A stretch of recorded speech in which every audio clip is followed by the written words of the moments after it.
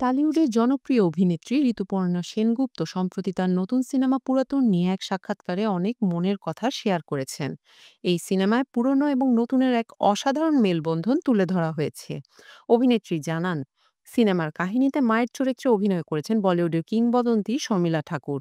তার মতে, শর্মিলা ঠাকুরের মতো একজন অভিজ্ঞ শিল্পীর সঙ্গে কাজ করার সুযোগ পাওয়া এক সত্যিকারের সম্মান। ঋতুপর্ণা বলেন, মা ও মেয়ের সম্পর্কের মেলবন্ধন এবং তাদের পুরাতন ও নতুন ধারণার মিলনের গল্প নিয়ে সিনেমাটি তৈরি, এটাই ছিল মূল আকর্ষণ। তবে আরও এক গভীর সংযুক্তি রয়েছে। ঋতুপর্ণা তার মাকে 1 বছর আগে হারিয়েছেন। সেই কষ্টের অনুভূতি এই সিনেমায় বিশেষভাবে প্রতিফলিত হয়েছে।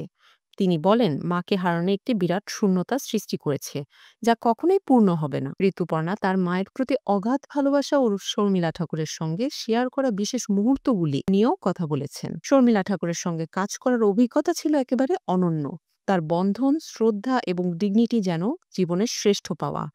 এভাবে অভিনেত্রী শর্মিলা ঠাকুরকে বর্ণনা করেন।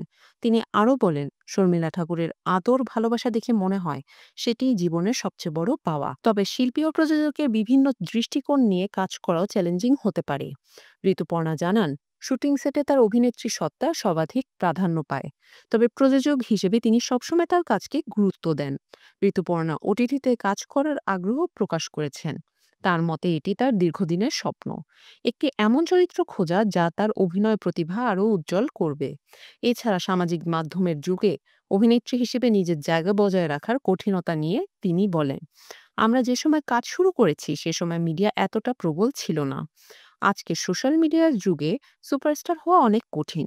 তবে আমাদের ভিতটা ছিল পুরাতন, আর সেজন্যই এত বছর টিকে আছি।